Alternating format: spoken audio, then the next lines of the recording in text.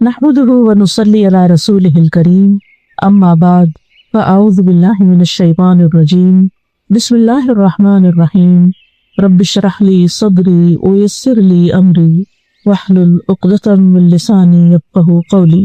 قرآن مجید کی سورۃ الانعام میں اللہ تعالیٰ فرماتے ہیں، اور وہی ہے جو رات کو نیند میں تمہاری روح قبض کر لیتا ہے، اور وہ جانتا ہے جو تم دن کے وقت کمائی کرتے ہو، پھر وہ تمہیں اس دن میں اٹھاتا ہے تاکہ وقت مقرر پورا کیا جائے، پھر اسی کی طرف تمہارا لوٹنا ہے، پھر وہ تمہیں بتائے گا جو عمل تم کیا کرتے تھے، اور وہ اپنے بندوں پر غالب ہے، اور وہی تم پر نگہبان فرشتے بھیجتا ہے، یہاں تک کہ جب تم میں سے کسی ایک کو موت آتی ہے تو ہمارے بھیجے ہوئے اسے فوت کرتے اور وہ کوئی کوتاہی نہیں کرتے، پھر وہ اللہ کی طرف لوٹائے جاتے ہیں جو ان کا حقیقی مولا ہے، خبردار اسی کے لیے فیصلہ کرنے کا اختیار ہے اور وہ سب سے زیادہ جلد حساب لینے والا ہے۔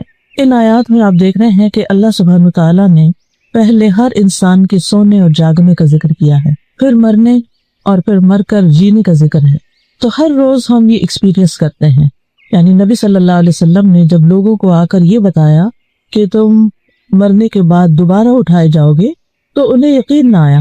انہوں نے کہا کہ یہ کیسے ممکن ہے کہ مرنے کے بعد ہم پھر اٹھائے جائیں، بس مر گئے تو ختم ہو گئے، ما ہی الا حیاتنا الدنیا نموت و نحیا، زندگی تو اس دنیا کی زندگی ہے، ہم جیتے ہیں مرتے ہیں بس ختم ہو جاتے ہیں۔ تو ان لوگوں کا آخرت پر یقین نہیں تھا، تو ان کو سمجھایا گیا کس چیز سے؟ ہر روز کے سونے اور جاگنے کے عمل سے، کہ کس طرح انسان ہر روز رات کو سو جاتا ہے، اللہ تعالیٰ اس کی ایک روح قبض کرتے ہیں، پھر وہ صبح جاگ اٹھتا ہے۔ تو ایسے ہی ہوگا کہ موت کے بعد انسان سو جائے گا اور پھر قیامت کے دن دوبارہ اٹھے گا۔ جیسے روزانہ سونے کے بعد اٹھنا کچھ مشکل کام نہیں، تو اللہ سبحانہ تعالیٰ کے لیے موت کے بعد کسی کو زندہ کرنا، دوبارہ جگانا، اٹھانا کچھ مشکل کام نہیں، اور یہ کام اللہ سبحانہ تعالیٰ کے لیے بہت آسان ہے۔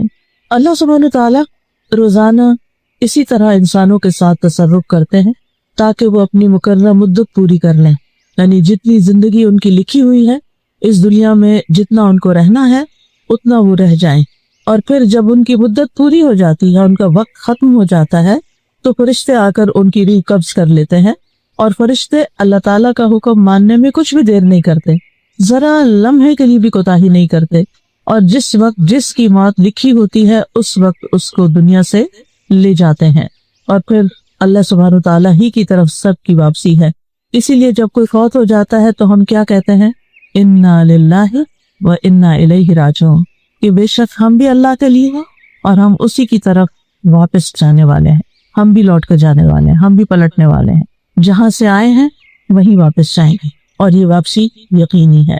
تو یہاں پر جو آیت میں لفظ آیا ہے وَهُوَ الَّذِي يَتَوَفَّاكُم بِاللَّيْلِ، وہ جو تمہیں رات کے وقت فوت کر دیتا ہے۔ توفی کا مطلب ہوتا ہے کسی چیز کو پورا لے لینا، تو حقیقت میں اس کا اطلاق موت پر ہوتا ہے، لیکن مجازی معنوں میں نیند کے لیے بھی، کیونکہ نیند جو ہے وہ موت کی بہن ہے، نیند موت سے ملتی جلتی چیز ہے۔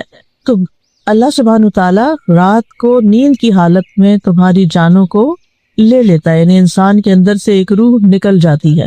اسی لیے آپ دیکھیں کہ بعض اوقات جو خواب ہم دیکھتے ہیں اس میں ہم کسی دوسرے ملک میں ہوتے ہیں، مرے ہوئے انسانوں سے ملاقات کر رہے ہوتے ہیں، بعض اوقات کوئی ہمیں میسج دے رہا ہوتا ہے جو مر چکا ہوتا ہے۔ آج اس صبح ایک خاتون نے مجھے میسج کیا کہ میرے داماد کی ایکسیڈنٹ میں ڈیتھ ہوئی ہے، اور وہ 4 دفعہ مجھے خواب میں آ کے ایک ہی بات کہتا ہے، اور جب وہ بات کہہ دیتا ہے تو اس کے بعد یکا خوف سے میری آنکھ کھل جاتی ہے۔ تو آپ بتائیں کہ اس کا ہم کریں کیا؟ تو میں نے کہا کہ پہلے آپ مجھے یہ بتائیں وہ کیا کہتا ہے۔ کہتے وہ کہتا ہے کہ آپ میری امی سے جا کے کہیں کہ میرے ساتھ ایسا سلوک نہ کریں، میں ان کا بیٹا ہوں، میں انہی کا بیٹا ہوں، اور وہ میرے ساتھ ایسے نہیں کریں۔ اب کیسے نہیں کرے؟ تو میں نے کہا کہ اس سے تو یہ اشارہ ملتا ہے کہ ماں کسی بات پر اس سے خفا تھی جب وہ فوت ہوا ہے، ناراض تھی، اور شاید اس ناراضگی کا کچھ اثر ابھی تک دل میں باقی ہے۔ تو ظاہر ہے کہ اگر کوئی شخص فوت ہو جاتا ہے اور اس کی ماں اس سے ناراض ہے تو پھر خیر نہیں، پھر کچھ نہ کچھ آگے اس کی پکڑ کتنی ہو تو اللہ ہی بہتر جانتا ہے۔ لہٰذا دنیا میں انسانوں کے ساتھ ہمیں اپنے معاملات صاف کر لینے چاہیے۔ ہمیں نہیں پتا کہ ہماری موت کب آ جائے گی، ہم کب دنیا سے چلے جائیں گے، اور اس بات سے تو بہت ڈرنا چاہیے کہ ہماری وجہ سے ہماری ماں روئے، ہمارے کسی سلوک پر، ہمارے کسی رویے پر، ہمارے کسی طریقے پر، ہمارے کسی عادت پر، تو ماں کو رلانا نہیں چاہیے۔ ایک مرتبہ نبی صلی اللہ علیہ وسلم کے پاس ایک شخص آیا اور کہنے لگا کہ میں آپ کے ساتھ ہجرت اور جہاد کرنا چاہتا ہوں۔ آپ نے پوچھا تم نے اپنے ماں باپ کو کس حال میں چھوڑا؟ تو وہ بولا کہ وہ رو رہے تھے، کیونکہ میں ایک ہی تھا ان کی خدمت کرنے کے لیے، تو وہ رو رہے تھے۔ آپ نے فرمایا تم واپس جاؤ، فَفِيهِمَا فَجَاهِدْ، انہی میں جا کے جہاد کرو، انہیں ان کی خدمت کرو، اور جس طرح تم انہیں رلا کے آئے ہو ایسے ہی جا کر تم انہیں ہنساؤ۔ تو ہم میں سے ہر ایک کا یہ فرض بنتا ہے کہ وہ اپنے ماں باپ کے ساتھ حسن سلوک کرے اور ماں باپ کو خوش رکھے۔ اگر کسی بات پر ماں باپ کے ساتھ اختلاف بھی ہو تو بھی اس اختلاف کو جلد ختم کر لینا چاہیے۔ بعض اوقات ماں باپ ایسی باتیں کہتے ہیں جو ہمیں پسند نہیں ہوتی، یا ایسی بات کہتے ہیں جو ہمارے لیے ماننی بہت مشکل ہوتی ہے، لیکن پھر بھی اس میں آپس میں بات چیت کر کے کوئی نہ کوئی اس کا حل، کوئی نہ کوئی اس کا راستہ ضرور نکالنا چاہیے۔ اور اس حال میں موت ہرگز نہیں آنی چاہیے کہ ماں باپ ناراض ہوں، وہ دونوں یا کوئی ایک۔ اور اگر ہم نے نادانی میں ایسا کچھ کر لیا ہے، ہم نے اپنی زندگی میں کوئی ایسے کام کیے کہ جس سے وہ خوش نہیں تھے اور وہ دنیا سے جا چکے ہیں، تو ان کے پیچھے ان کے لیے خوب خوب دعائیں کریں، ان کی بخشش کی دعائیں کریں، ان کی طرف سے صدقہ خیرات کریں، ان کے رشتہ داروں سے حسن سلوک کریں، کیونکہ والدین کے مرنے کے بعد جو ان سے حسن سلوک ہوتا ہے اس کا ایک حصہ یہ ہے کہ زندگی میں وہ جن لوگوں سے محبت کرتے تھے، جن لوگوں کا وہ خیال رکھتے تھے، ان کا خیال رکھا جائے، یعنی ان سے محبت کی جائے، ان کو پوچھا جائے۔ بعض اوقات تو اپنے بہن بھائیوں کو، رشتہ داروں کو جو مالی لحاظ سے کمزور ہے، ان کی کچھ مال سے مدد کرتے تھے، اور اگر اللہ ہمیں توفیق دے تو اپنے والدین کی ان رشتہ داروں کی مالی مدد جاری رکھنی چاہیے۔ اسی طرح اگر وہ کسی خاص موقع پر کوئی صدقہ خیرات کرتے تھے تو وہ صدقہ خیرات ان کی طرف سے جاری رہنا چاہیے جب تک ہم زندہ ہیں۔ پھر ہمارے بعد ہماری اولاد تو جو بھی کرے گی، لیکن ہم اپنے والدین کی لیگیسی کو آگے لے کے بڑھنے والے ہیں۔ حضرت عمر رضی اللہ عنہ کے ایک بیٹے تھے عبداللہ بن عمر، جو نبی صلی اللہ علیہ وسلم کی ہر معاملے میں بہت اتباع کیا کرتے تھے، بہت پیروی کرتے تھے۔ تو ایک بار وہ حج پہ جا رہے تھے، ان کا طریقہ یہ تھا کہ جب حج پہ جاتے تھے تو اونٹ کے ساتھ ساتھ اپنا گدھا بھی رکھتے تھے۔ آپ کو معلوم ہے کہ اونٹ کی سواری تھکا دینے والی ہوتی ہے، اور جب وہ اونٹ پر بیٹھے بیٹھے تھک جاتے تھے تو پھر گدھے کو سواری کے لیے استعمال کرتے تھے۔ اور راستے میں چونکہ مٹی گرد بہت ہوتی تھی تو وہ اپنے سر پہ پگڑی پہنتے تھے۔ اور وہ جا رہے تھے تو راستے میں ایک بدو ملا، تو اس سے ملاقات کی، تو پتہ چلا کہ یہ حضرت عمر کے دوست کا بیٹا ہے۔ تو انہوں نے اپنا گدھا بھی اور اپنی پگڑی دونوں ان کو دے دی۔ تو حضرت عبداللہ بن عمر کے ساتھی کہنے لگے کہ آپ نے تو دونوں چیزیں اس کے حوالے کر دی، آپ کا سفر کیسے گزرے گا؟ تو کہنے لگے کہ یہ میرے والد عمر کے دوست کا بیٹا تھا، تو مجھے خیال آیا کہ میں اس کے ساتھ حسن سلوک کروں، کیونکہ اس کا باپ میرے باپ کا دوست تھا۔ تو ہمارا دین کہاں تک ہمیں خیر خواہی اور خیال رکھنے اور رشتوں کو نبھانے اور تعلقات کو نبھانے کا حکم دیتا ہے۔ اور یہ صحابہ کرام تھے جن کے دلوں میں دنیا کی محبت نہیں تھی، اپنے لیے کم ہی کچھ بچا کے رکھتے تھے، دینے والے تھے۔ اور عربوں کے دل تو ویسے بھی بڑے وسیع ہوتے ہیں، اور ایک قدرتی بھی ان کے اندر دینے کا مزاج پایا جاتا ہے، لیکن اسلام نے آ کر اس دینے کے مزاج کو اور خوبصورت بنا دیا اور اللہ کی خاطر کرنے والا بنا دیا، جس کا پھر اجر ہی اجر ہے۔ تو بات میں یہ کر رہی تھی کہ بعض اوقات نیند کے وقت انسان خواب میں ایسی ایسی جگہوں پر پہنچ جاتا ہے، حالانکہ فزیکلی وہ بستر پر ہوتا ہے، تو وہ دراصل اس کی روح ہوتی ہے، اور وہ روح سے ملاقات کر سکتی ہے، یعنی گھوم پھر کے، اور پچھلے فوت شدہ لوگوں سے یا زندہ لوگوں سے یا کچھ بھی۔ تو یہ اللہ تعالیٰ کا ایک ایسا نظام ہے، اللہ تعالیٰ کی قدرت کا ایک ایسا مظہر ہے جسے ہم سب ایکسپیرینس کرتے ہیں، اور اس سے پتہ چلتا ہے کہ اللہ سبحانہ تعالیٰ وہ کام کرتا ہے جو بندے نہیں کر سکتے۔ یعنی اللہ تعالیٰ اگر روح لے جائے اور واپس نہ کرے تو کوئی بندہ اس روح کو ڈال نہیں سکتا، اور اگر اللہ تعالیٰ کسی کو بچانا چاہے تو کوئی کسی کو مار نہیں سکتا، وہ اس کی حفاظت کے لیے کوئی بھی راستہ نکال دے گا۔ لہٰذا ہماری زندگیوں میں بہت سی ایسی چیزیں ہو جاتی ہیں جن کے بعد ایک سوالیہ نشان رہ جاتا ہے کہ ایسا کیوں ہوا؟ تو بات یہ ہے کہ یہ تقدیر کا ایک حصہ تھا، اللہ کا فیصلہ تھا جو پورا ہو گیا۔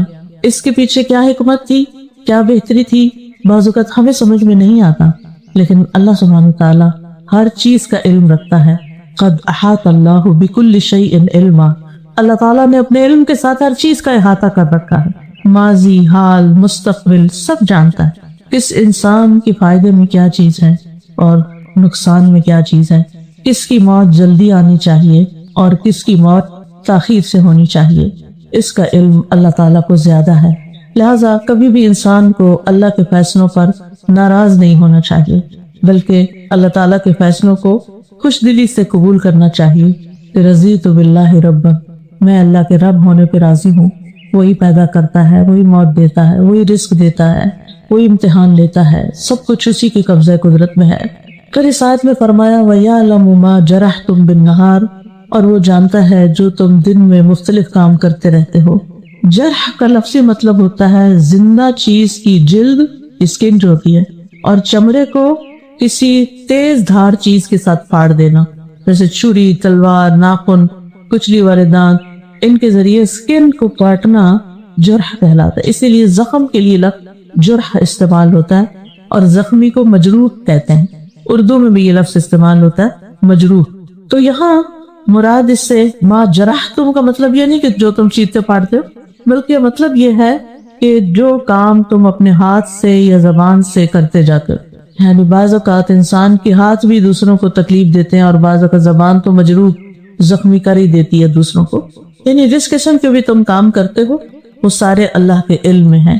ثم یبعثکم فیہ لیقضی اجل مسمی، پھر وہ تمہیں نیند کی حالت میں فوت کرنے کے بعد دن میں اس نیند سے جگا دیتا ہے، تاکہ ہر شخص اپنی وہ عمر پوری کر لے جو اللہ کے علم میں اس کے لیے مقرر کی گئی ہے، اس دنیا میں اس کے لیے مقدر کی گئی ہے۔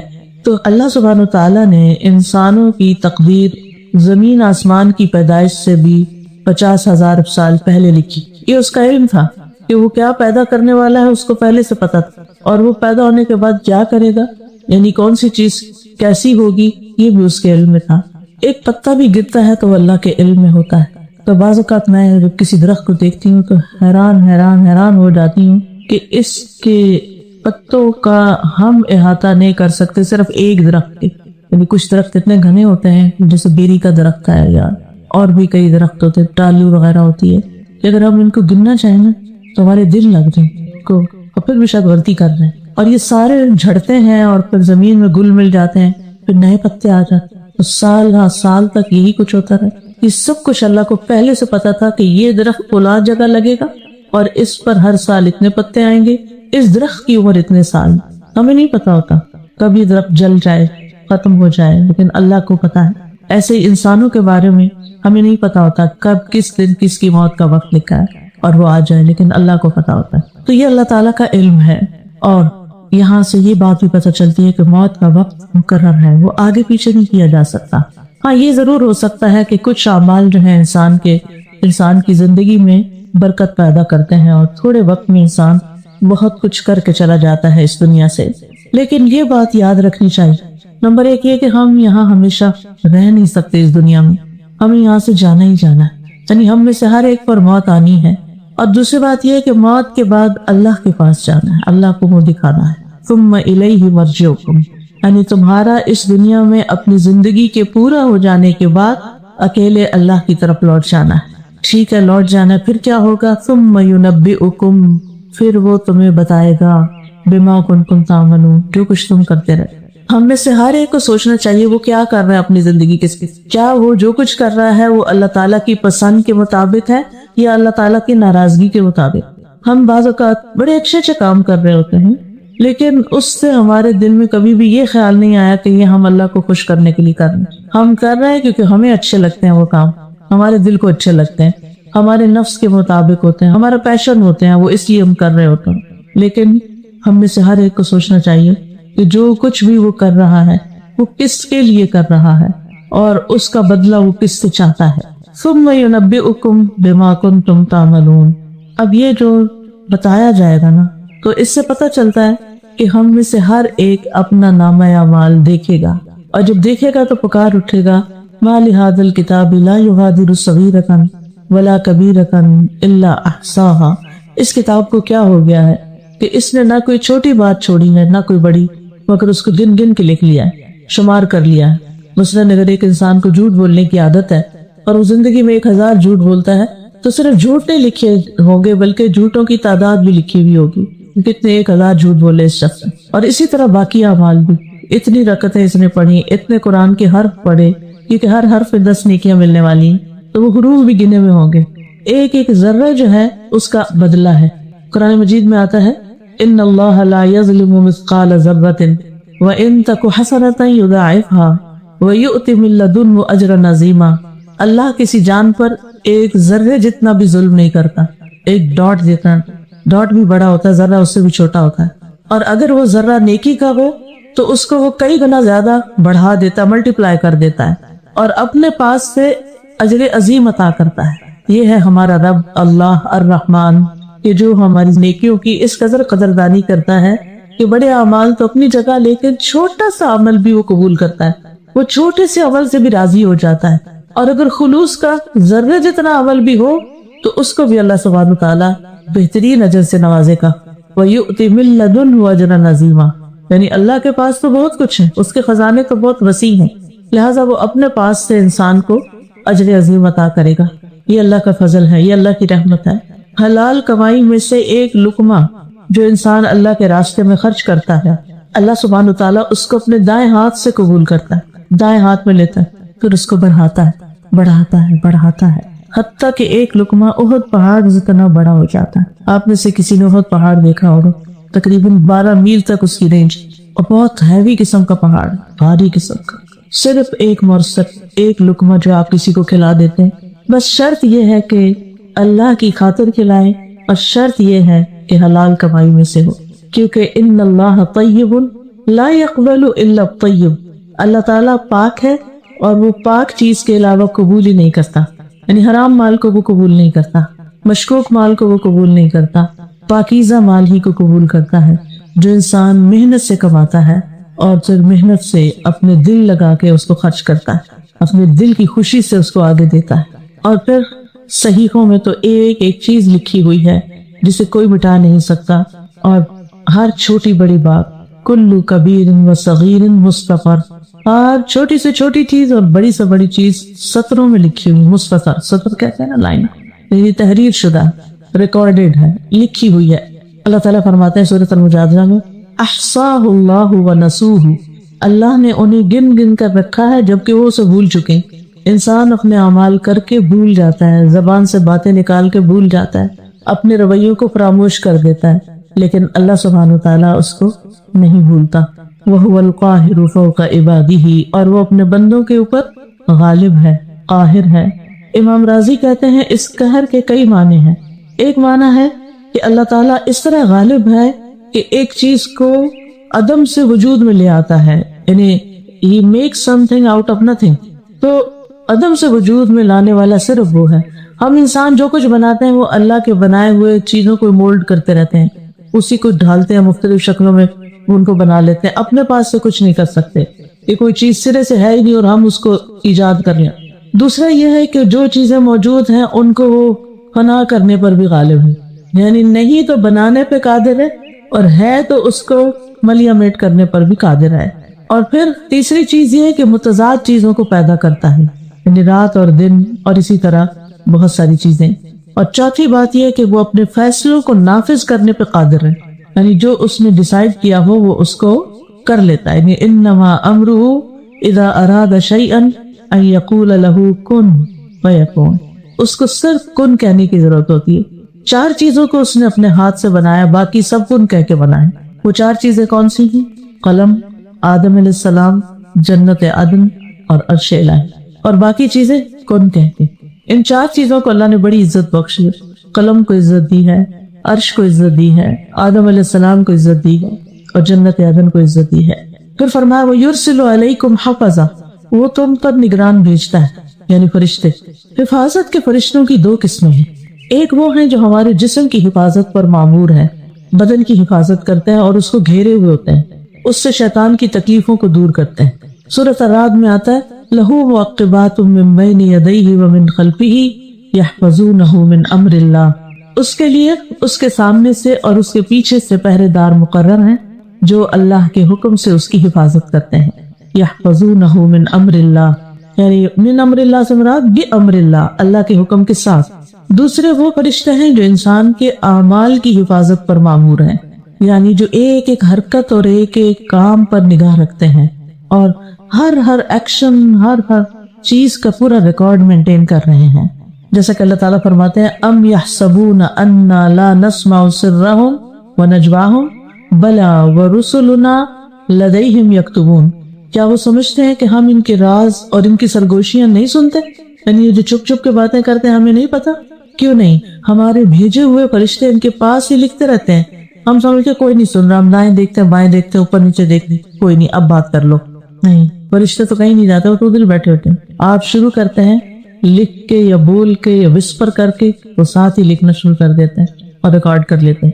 لہذا انسان کہیں بھی محفوظ نہیں ہے کہ وہ کہیں چھپ جائے یا اللہ سے بھاگ جائے. بھاگ کے دکھائے نہیں بھاگ سکتے، جانا تو اسی کے پاس ہے. کوئی موت سے نہیں بھاگ سکتا، کوئی اللہ تعالیٰ کے حضور حاضر ہونے سے نہیں بھاگ سکتا. جو بھاگے گا اس کو پکڑ کر اللہ کے حضور حاضر کر دیا جائے گا. اور ان فرشتوں کو حافظین بھی کہا گیا ہے، وَإِنَّ عَلَيْكُمْ لَحَافِظِينَ كِرَامًا كَاتِبِينَ يَعْلَمُونَ مَا تَفْعَلُونَ. اور بے شک تم پر یقیناً نگران مقرر ہیں جو معزز لکھنے والے ہیں، وہ جانتے ہیں جو کچھ تم کرتے، ان کو سب پتا ہے، تمہاری کھلے چھپے ہر چیز کا انہیں علم. اب سوال یہ پیدا ہوتا ہے کہ اللہ تعالیٰ نے فرشتوں کے ذریعے نامہ اعمال کیوں لکھوایا ہے؟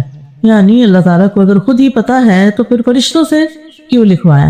اس میں بندوں کے لیے شفقت اور نرمی، کیونکہ جب ان کو پتا ہوگا کہ اللہ تعالیٰ خود نگرانی کر رہے ہیں اور پھر یہ کہ فرشتے بھی لکھ رہے ہیں اور ان کا نامہ اعمال تیار کر رہے ہیں، اور یہ نامہ اعمال قیامت کے دن سب لوگوں کے سامنے انہیں پیش کیا جائے گا، یا دائیں ہاتھ میں دیا جائے گا یا بائیں ہاتھ میں دیا جائے گا. تو یہ اللہ تعالیٰ کی مہربانی ہے کہ پہلے سے بتا دیا گیا ہے، اور اس طرح وہ اپنے اس نامہ اعمال کی حفاظت کرتے ہیں کہ یہ سب کے سامنے آ جائے گا تو اس کی بہت سخت شرمندگی ہوگی. تو مجھے اپنے ظاہر اور باطن کو ایک کر لینا چاہیے. یہ نہیں کہ میرے دو روپ ہوں، ڈبل فیس ہو، میں لوگوں کے سامنے کچھ ہوں، میں تنہائی میں کچھ ہوں، میں اپنوں میں کچھ اور ہوں اور کسی اور کے سامنے اور ہوں، اپنے گھر میں کچھ اور ہوں اور باہر کچھ اور ہوں. نہیں، انسان ہی رہے اور لوگوں سے زیادہ اپنے رب سے ڈرنے والا ہو. پھر فرمایا حتی اذا جاء احدکم الموت توفته رسلنا، یہاں تک کہ جب ان میں سے کسی کی موت کا وقت آ جاتا ہے تو ہمارے فرشتے جو اس سلسلے میں مقرر ہیں وہ اس کو پورا لے لیتے ہیں. یعنی یہ جو کراون کاتبین ہیں یہ زندگی کی مدت ختم ہونے تک بس حفاظت کرتے ہیں، اور جب مدت ختم ہو جاتی ہو تو دوسرے فرشتے آ جاتے ہیں، ڈیوٹی چینج ہو جاتے ہیں. یہ فرشتے چلے جاتے ہیں ہمیشہ کے لیے واپس، اور وہ فرشتے آتے ہیں جنہیں انسان کو فوت کرنے کا کام دیا گیا، وہ فوراً حاضر ہو جاتے ہیں، اور ان کا سردار ملک الموت کہلاتا ہے. جب موت کا وقت آتا ہے تو فرشتے دور تک حد نگاہ ہم نظر آنے لگتے ہیں انسان. آپ نے دیکھا ہوگا کہ کئی مریض یہ بھی کہتے ہیں کہ بہت لوگ آ گئے ہیں، جگہ بناؤ، کھڑکی کھول دو، دروازہ کھول دو، پیچھے ہٹ جاؤ، جگہ بناؤ. یہ اکثر سننے کو ملتا ہے، یعنی مرنے والا اس طرح کی باتیں کر رہا ہوتا ہے. تو مومن کی روح جب فرشتے لینے آتے ہیں تو حد نگاہ تک فرشتے، اور وہ نورانی چہروں والے ہوتے ہیں، خوبصورت فرشتے ہوتے ہیں، جس کی وجہ سے میت کو ایک اطمینان ہو جاتا ہے. پھر ملک الموت آتے ہیں اور وہ فرشتوں کے سردار ہیں جو موت کا کام کرتے ہیں، اور وہ اس کے سرہانے کے پاس بیٹھ جاتے ہیں اور کہتے ہیں یا ایتھا النفس المطمئنہ ارجعی الی ربک راضیۃ مرضیہ فادخلی فی عبادی وادخلی جنتی ایھا الروح الطیب اخرجی من جسد طیب. اے پاک روح، پاکیزہ جسم سے باہر آ جاؤ. اور وہ روح ان کے کہنے پر ایسے باہر آ جاتی ہے جیسے پانی کا قطرہ کسی بوتل میں سے باہر نکل جائے آسانی کے ساتھ، کیونکہ اس کو رب کی ملاقات کی بشارت مل چکی ہوتی ہے کہ رب راضی ہے تم سے. تو وہ خوش ہو جاتی ہے کہ اب آگے مشکل نہیں ہے، اب جانا چاہیے. پھر اس کو دنیا سے زیادہ آخرت کی محبت لگ جاتی ہے. تو ایسے بندے سے اللہ تعالیٰ بھی ملنا چاہتا ہے جو اللہ کی ملاقات کی خواہش رکھتا ہو. ابن عباس کہتے ہیں کہ بہت سے فرشتے ملک الموت کے معاون ہیں، لہٰذا جو ہی روح نکلتی ہے تو ملک الموت روح نکال کے لے کے فوراً فرشتوں کے حوالے کر دیتے ہیں. پھر وہ جو نیک شخص ہوتا ہے اس کے لیے جنت سے کفن آتا ہے، روح کے لیے الگ کفن ہوتا ہے، اور جنت کی خوشبو حنوت بھی لاتے ہیں، اس کا نام حنوت ہے، ہانون باغ توئے. تو وہ اس خوشبودار کفن میں اس کی روح لپیٹتے ہیں اور اس کو لے جاتے ہیں فوراً. یعنی فرشتے اس کو لے کے آگے چل پڑتے، آسمانوں کی طرف جاتے ہیں.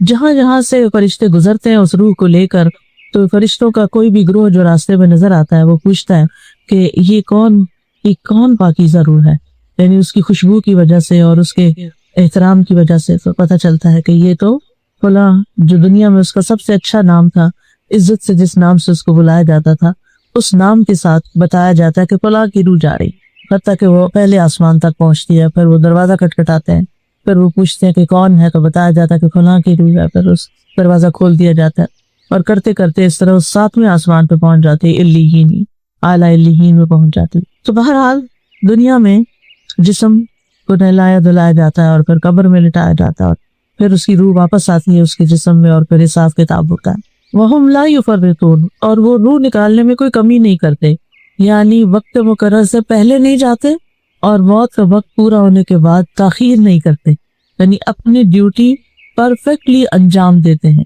کوئی کوتاہی نہیں کرنا، پہلے جاتے ہیں نہ لیٹ جاتے ہیں، این ٹائم پر۔ اور پھر یہ بھی معنی کیا گیا ہے کہ روح کو اس کے مقام تک پہنچانے میں کوئی کمی نہیں کرتے، اگر وہ اعلیٰ علیین سے تعلق رکھتا ہے تو وہاں لے جاتے ہیں اس کو، اور اگر کوئی برا انسان ہے، بدکار انسان ہے، تو اس کو سجین میں بھی لے جاتے ہیں، کیونکہ آسمان کے دروازے ایسے لوگوں کے لیے کھلتے ہی نہیں، اور ان کو پٹخا مارا جاتا ہے اور سجین میں ان کی روح جاتی، اور سجین ایک قید خانہ ہے۔ سجین کے بارے میں عام طور پر لوگوں کے اندر غلط فہمی پائی جاتی ہے۔ اس میں ہم دیکھتے ہیں کہ علماء جو ہیں سجین کے 2 معنی کرتے ہیں، ایک تو وہ جو قرآن مجید میں آتا ہے کلا ان کتاب الابرار لفی علیین، اور پھر اسی طرح لفی سجین جو برے لوگوں کا نام اعمال ہے۔ اس کا معنی کیا ہے کہ فجار کے برعکس نیک لوگوں کی کتاب یا نامہ اعمال جو ہے وہ علیین میں رکھا جاتا ہے۔ قال الاعمش عن شمر ابن عطیہ عن ہلال ابن یساق قال سأل ابن عباس کعبا، ابن عباس نے کعب رضی اللہ عنہ سے سوال کیا، وَأَنَا حاضر، اور میں اس وقت وہاں خود موجود تھا، ان سجین، سجین کے بارے میں، قال هي الارض السابعۃ، کہ یہ 7ویں زمین ہے،